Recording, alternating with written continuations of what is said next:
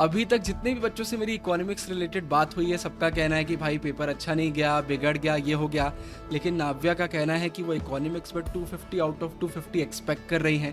आप हर चीज में एक एजेंसी को ब्लेम नहीं कर सकते, पर में कुछ ऐसा था जो बहुत आउट ऑफ द ब्लू आ गया। मैं लिख के दे सकती हूँ कि पॉलिटिकल साइंस के पेपर में एक भी ऐसा क्वेश्चन नहीं था जो सीबीटी या मॉक्स में गिवन था। सो हे एवरीवन, आज हमारे साथ हैं नाव्या, हमारे सीयूटी बैच की स्टूडेंट। अभी तक जितने भी बच्चों से मेरी इकोनॉमिक्स रिलेटेड बात हुई है, सबका कहना है कि भाई पेपर अच्छा नहीं गया, बिगड़ गया, ये हो गया। लेकिन नाव्या का कहना है कि वो इकोनॉमिक्स में 250 आउट ऑफ 250 एक्सपेक्ट कर रही हैं। मतलब बहुत ही अच्छा, क्या मतलब फुल अच्छा पेपर आपका चला गया, राइट? तो नाव्या, आज बेसिकली मैं आपसे पूरे इकोनॉमिक्स रिलेटेड क्वेश्चन ही पूछूंगा।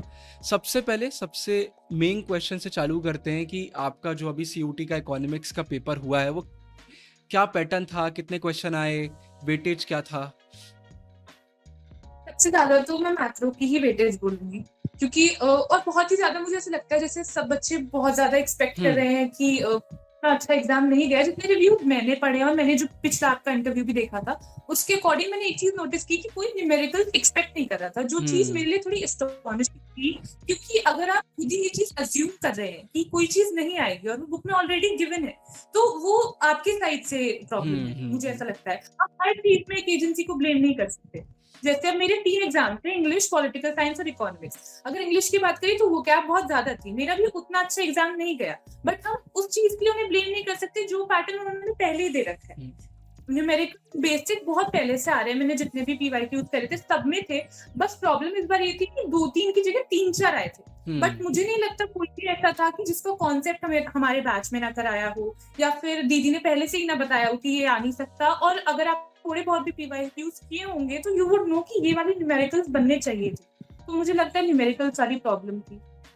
उसके अलावा मैक्रो की वेटेज सबसे ज्यादा थी और माइक्रो उससे कम था। आईईडी मुझे ऐसा लगता है अगर आपका सबसे ज्यादा फोकस अभी आईईडी पे है तो उतना फोकस करने की जरूरत नहीं है, क्योंकि स्टेटमेंट बेस्ड क्वेश्चन आ रहे थे और थोड़े ऐसे थे आप लॉजिकल खुद भी कर लोगे बिना पढ़े। ऑनेस्टली बताऊं तो ज्यादा उसमें करने की नहीं है। माइक्रो में आपके कॉन्सेप्ट बहुत क्लियर होने चाहिए, क्योंकि क्वेश्चन थोड़े से घुमा के आ रहे थे। और मैक्रो का तो मेन वेटेज है, तो वो तो करने पड़ेगा। सारे बच्चे यही बोल रहे हैं, सबसे ज्यादा क्वेश्चन मैक्रो से आ रहे हैं और इंडियन से तो मतलब बहुत गिने चुने, और वो भी इतने बेसिक क्वेश्चन आ रहे हैं कि अगर आपने एक बार किया तो आपसे बन जाएंगे। और नाव्या का ये पॉइंट बहुत ही वैलिड है कि भाई सिलेबस में था न्यूमेरिकल्स, क्लासेस में न्यूमेरिकल्स कराए गए हैं, रिकॉर्डिंग्स आपके पास थी। अब आप पहले से अज्यूम कर लोगे। अच्छा, ये चीज़ मैं आगे भी रिपीट करना चाहूँगा। जैसे अभी इंग्लिश की बात करते हैं, तो जैसे अगर किसी बच्चे ने आपसे बोल दिया कि नहीं मेरे सेट में तो फॉरेन वर्ड्स नहीं आए, तो इसका ये मतलब नहीं है कि आपके सेट्स में नहीं आएंगे। अगर सिलेबस का वो पार्ट है तो फिर कुछ भी आ सकता है। तो नाव्या, आपका इकोनॉमिक्स का पेपर टाइम पर हो गया था या आखिरी तक चला एकदम? नहीं, मेरा टाइम से हो गया था। कुछ क्वेश्चंस ऐसे होते हैं, एक आध क्वेश्चन जो आपको खुद पता होता है कि एग्जामिनर ने किस पर्सपेक्टिव से बनाया है, कि अगर हम इसका ये करेंगे तो हो सकता है हम तब भी फंस जाए, वो करेंगे तो तब भी फंस जाए। उसमें थोड़ा सा टाइम लगता है, बट टाइम से वैसे पेपर हो गया था। मुझे नहीं लगता पर्सनली कि पेपर में कुछ ऐसा था जो बहुत आउट ऑफ द ब्लू आ गया था या फिर कुछ शॉक मिला।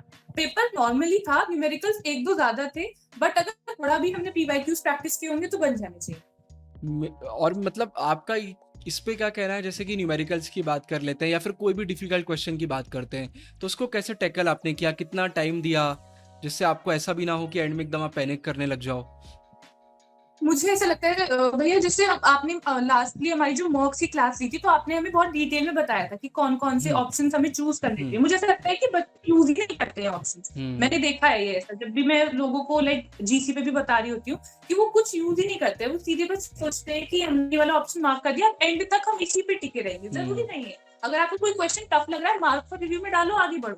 एंड में जब आपका सब हो जाए तो वापस आओ, ब्रेनस्टॉर्म करो, थोड़ा सा दिमाग लगाओ, फिर क्वेश्चन पे टिक करो, फिर आगे बढ़ो। जरूरी नहीं है आपको सब एक ही गो में करना है। अगर आपको कुछ ऑप्शन दिया है तो उसका फायदा उठाओ। मैंने भी सेम वही चीज करी। 2-3 क्वेश्चंस न्यूमेरिकल में भी, एक क्वेश्चन था जिसमें थोड़ा सा हमें ट्रिकी था, तो उसको मैंने छोड़ दिया। मैं लास्ट में उस पे आई, मैंने इस पे 5 मिनट दिए और फिर मैं आगे चली गई। तो ये थोड़ा सा स्ट्रेटेजी, जब आपको ऑप्शन दिए तो आप उसको यूज करो। पसंद। सीधी बात वही है, थोड़ा सा इम्परफेक्शन को एम्ब्रेस करना पड़ेगा। ऐसा नहीं है कि एक बार में पूरा पेपर हो जाए। जब आपको मार्क फॉर रिव्यू का ऑप्शन दिया गया है, आप करो, बाद में टाइम बचे तो फिर उसको करो। ठीक है नाव्या, मैं इकोनॉमिक्स में कुछ प्रिपरेशन रिलेटेड भी आपसे क्वेश्चन पूछना चाहूंगा। व्हाट्सएप पे भी मैंने आपको बताया, लाइक नायशा दीदी ने बहुत तारीफ आपकी स्टार्टिंग से ही करी हुई थी कि नाव्या स्टूडेंट आती है, बहुत ही डेडिकेटेड है, सिंसियर है, क्लासेस रेगुलरली अटेंड करती है। तो अब वो बच्चे जिन्होंने इकोनॉमिक्स या तो छोड़ दिया था डर के मारे, या फिर उनका बहुत अच्छे से अभी नहीं हुआ है बट उनका टाइम है, तो आप उनको क्या सजेशन देना चाहोगे कि अभी वो क्या करें इकोनॉमिक्स में जिससे वो आपकी तरह 250 एम कर सकें? NCERT, genuinely cut and clear, सिर्फ एनसीईआरटी। क्योंकि अगर आप संदीप गर्ग आप कर चुके हो एक बार 12th में, आपने 11th में इकोनॉमिक्स की थी, आपने माइक्रो संदीप गर्ग या बीके कोई भी हो आपने पढ़ रखी है ऑलरेडी। आपको उस पर वापस रिविजिट तभी करना है जब आपको एनसीईआरटी की कोई चीज समझ नहीं आ रही।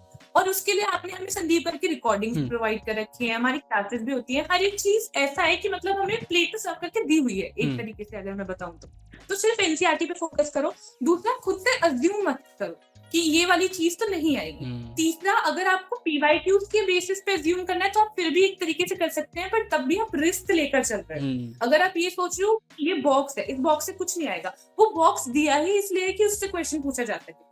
कई बॉक्सेस है रिकार्डियन इक्विवेलेंस के, पैराडॉक्स ऑफ शिफ्ट के, आप पीवाईक्यूज उठाकर देखो, आपको जो लेटर ऑन शिफ्ट है उनमें कोई सेट ऐसा नहीं मिलेगा जिसमें ये दो क्वेश्चन आए। और ये वो बॉक्सेस है जो बच्चे छोड़ देते हैं। मार्जिनल रेट ऑफ इंपोर्ट, ये एक बॉक्स में गिवन है। तो ऐसे कई कई क्वेश्चन होते हैं जो बॉक्सेस में गिवन होते हैं, बच्चे ये सोचकर उसे कंप्लीटली मिस कर देते हैं कि भाई ये तो नहीं ही आएगा, बट ऐसा नहीं होता। एनसीईआरटी बहुत ट्रिकी है संदीप गर्ग के कंपैरिजन में, बट अगर मार्क्स लाने हैं तो मेहनत तो करनी पड़ेगी। मैं फिर से क्वेश्चन रिपीट तो करना आलसी नहीं करनी चाहिए, आप भी तो कहते हो आलसी नहीं करनी चाहिए। नहीं, आलसी नहीं करना है। आपसे नाव्या मैं फिर से क्वेश्चन रिपीट करना चाहूंगा, क्योंकि आप बैच में थे तो ये चीज़ आपको पता होगी, बहुत बच्चे डिमांड कर रहे थे कि नायशा दीदी एनसीईआरटी मत कराओ आप। तो हमने बोला था भाई संदीप गर्ग की आप रिकॉर्डिंग ले लो हमसे, बट हम कराएंगे तो एनसीईआरटी ही। तो वो सही डिसीजन था या फिर नहीं था? एनसीईआरटी इंपॉर्टेंट है या रिफ्रेशर? 110% सही था। मुझे दूसरी चीज ये भी लगती है कि मुझे ऐसा लगता है लोग ना कन्वीनियंस के लिए थोड़ा ज्यादा भागते हैं। अगर आपको पहले से संदीप गर्ग प्रोवाइडेड है, आपको प्रीमियम नोट्स गिवन है, आपको 17 मॉक गिवन है, उसके बाद भी आप डिमांड कर रहे हो कि जो चीज आपके पास नहीं है वो ना करा के जो करा चुके हो वो रिपीट कराओ, मुझे लगता है कुछ सेंस नहीं बनता। और जितने भी बच्चे मुझे ऐसा लगता है डिमांड कर रहे थे कि संदीप गर्ग वापस कराओ, अगर वो अपना पेपर दे के आएंगे और उन्होंने रिलीजियसली सब कुछ फॉलो किया होगा, वो आपको खुद थैंक यू नोट लिखेंगे कि आपने एनसीईआरटी कराई, यही सही। वही, क्योंकि पेपर का पैटर्न बहुत कुछ बता देता है भाई। जब डायरेक्ट एनसीईआरटी से क्वेश्चन आ रहे हैं तो फिर और कुछ की जरूरत नहीं है। अच्छा, असर्शन रीजन आपको भी देखने को नहीं मिले अपने सेट में? हाँ, नहीं सर, स्टेटमेंट बेस्ड थे, क्रोनोलॉजी थी, क्रोनोलॉजी पॉलिटिकल साइंस में भी थी, काफी आई थी, और जो टाइमलाइन बेस्ड बहुत क्लोज ऑप्शन से वो भी पॉलिटिकल साइंस में बहुत ठीक है।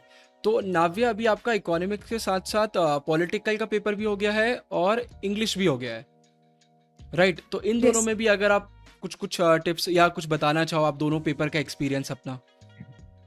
मैं इंग्लिश का मैं पहले बताती हूँ। तो इंग्लिश में मेरा एग्जाम स्टार्ट ही हुआ वोकैब से, और जो मेरा सेट था particularly it was full of vocab and RC भी डुएबल था, बहुत इजी था। इडियम्स एंड फ्रेजेस भी इतना कुछ नहीं था, मतलब ऐसा था एक आए तो फिर आप मैच कर सकते हो, but vocab was like the main part. और हर बच्चा, मुझे ऐसा लगता है, मैंने बैच में भी ये देखा, मैंने हर जगह ये देखा कि वोकैब से बहुत कतराता है। मेरा भी वोकैब का, मैं झूठ नहीं बोलूंगी, उतना अच्छा मेरा इंग्लिश का नहीं गया, बट मैंने पॉलिटिकल साइंस और इको का इस तरीके से मैनेज किया था कि मैं इंग्लिश को एक एज दे दूं कि मेरा कट ऑफ तक हो जाए। अब इंग्लिश में मैं जैसे आपको बताती हूँ कि मैंने एक नोटबुक बना रखी थी स्टार्टिंग से ही वोकैबुलरी, तो इसमें आपको जो भी वर्ड मिलता जाए, मैं सजेस्ट करूंगी अगर आप पहले से न्यूज़पेपर पढ़ते हो तो आप हिंदू या इंडियन एक्सप्रेस पढ़ो, एडिटोरियल्स पढ़ो, वर्ड लिखो और साथ में उसके पार्ट ऑफ स्पीच, सिनोनियम और ये सारी चीजें मेंशन करते जाओ। और पीवाईक्यूज आप कर रहे हो और पीवाईक्यूज करते करते आपको कोई भी वर्ड ऐसा मिल रहा है कि आपको ये नहीं आता तो वो लिखो। मैं आपको लाइव एग्जांपल के साथ बता सकती हूँ कि मैंने 2 वर्ड लिखे थे, एग्जैक्ट और एक्सर्ट, और एग्जैक्टली यही 2 वर्ड प्रीवियस ईयर क्वेश्चन में और ये मेरे ऑप्शंस में आए, तो ये एलिमिनेशन में मुझे बहुत हेल्प कर दिया। तो इंग्लिश में जो भी आपका वीक सेक्शन है उसको आप प्रायोरिटी दो, वोकैब के लिए आप नए नए वर्ड ट्राई करो, रूट वर्ड पहचानने की कोशिश करो। हमें कितने सारे पीडीएफ गिवन है, फॉरेन वर्ड की पीडीएफ गिवन है, 1000 सिनोनियम एंटोनियम गिवन है, और वो बहुत हेल्प करते हैं। रही बात पॉलिटिकल साइंस की, तो आप और जोया दीदी तो भाई तो आप पढ़ाते ही था। और इसके अलावा हमारे पास इतने सारे मॉक्स हैं, चैप्टर वाइज सीबीटी मैं लिख के दे सकती हूँ कि पॉलिटिकल साइंस के पेपर में एक भी ऐसा क्वेश्चन नहीं था जो सीबीटी या मॉक्स में गिवन था, सारे क्वेश्चंस वहीं से उठकर आए थे। बस इतना है, जो टाइमलाइन ना, जो बच्चे सोच रहे थे कि चलो इसका हम एज लेके चल लेते हैं, रिस्क ले लेंगे, टाइमलाइन कि के बहुत क्लोज आ रखे थे। एक क्वेश्चन था रशियन पार्लियामेंट और गॉर्बेचेव की हाँ रिजाइनिंग का, हाँ और ये दोनों की टाइमिंग क्लैश करी थी। तो वो वाले क्वेश्चन में आधे बच्चे फंस गए होंगे, तो वो वाला था। उसके अलावा जो मेन चीज आप हर बार बताते हो, मॉक्स और उसका एनालिसिस, इतने मॉक्स जरूरी नहीं है जितना उसका एनालिसिस जरूरी है। मैंने देखा है बच्चे लोग मॉक्स दिए चले जाते, जब तक एनालिसिस ही नहीं है उसको कुछ फायदा नहीं। बहुत ज़रूरी है। नहीं, आपका पॉइंट सही है। ये मतलब मैं सारे बच्चों को बोलना चाहूँगा, हमारी लाइव क्लास में भी क्या होता था, हम जैसी टाइमलाइन कराने जाते थे, चैट चालू, मत कराओ मत कराओ मत कराओ मत कराओ मत कराओ। मतलब हमें आलसी नहीं करना है। बहुत सारे लोग आलसी करते हैं, तो आलसी से प्रॉब्लम क्या होती है, उस समय तो अच्छा लगता है लेकिन बाद में फिर एग्जाम में आपको बुरा लगता है। सेम चीज़ इकोनॉमिक्स में, न्यूमेरिकल्स में बच्चों ने करी, आलसी करी, पॉलिटिकल में ये करा। देव की क्लास में देव बताता था, देव मैप कराने जा रहा है, मत कराओ मत कराओ मत कराओ। अरे भाई, आपको सब करना पड़ेगा। मतलब देव भैया पागल थोड़ी है जो 3-3 4-4 घंटे में एक चैप्टर करा रहे हैं, सीयूटी में इतने कम टाइम में 3-3 क्लास ले रहे हैं, क्योंकि वो सब कराना जरूरी है। अभी भी लाइक सीबीटी, अगर कोई, मैं पॉलिटिकल साइंस की बात करूं तो if I am not wrong, तो पॉलिटिकल साइंस में 1000 या 2000 प्लस एमसीक्यूज दिए हुए हैं। कितने बच्चे जिन्होंने टच भी नहीं किया होगा। तो आप नहीं करोगे तो दिक्कत होगी। चैनल पे वीडियोस है, मैं बैच की बात नहीं कर रहा, चैनल पे आप वीडियोस देख लो, पूरी वीडियोस है। तो थोड़ा सा आखिरी में आलसी मत करो। और नाव्या ने एक पॉइंट इनडायरेक्टली टच किया जो बहुत इंपॉर्टेंट है, वो है स्मार्ट वर्क। कि थोड़ा सा स्मार्ट वर्क आपको करना पड़ेगा कि भाई क्या इंपॉर्टेंट है, क्या इंपॉर्टेंट नहीं है। रिस्क थोड़ी सी आपको रिड्यूस करना है, टॉपिक्स पे ज्यादा फोकस करना है। सो नाव्या, बेसिकली बस यही मेरे आपसे क्वेश्चन थे सारे। थैंक यू सो मच आज ज्वाइन करने के लिए। मैं फिर से वही रिपीट करूंगा, बहुत कम ही ऐसे बच्चे रहते हैं जो सेल्फलेसली हेल्प करना चाहते हैं, क्योंकि सीयूटी एक बहुत ही कॉम्पिटिटिव फील्ड है। यहाँ पर अगर कोई आपसे ज़्यादा स्कोर करेगा तो आपके कॉलेज में खतरा है, लेकिन उसके बाद भी आप आए और आपने इतने सारे बच्चों की मदद करी। Thank you so much. Definitely बहुत बच्चों को मदद मिलने वाली है।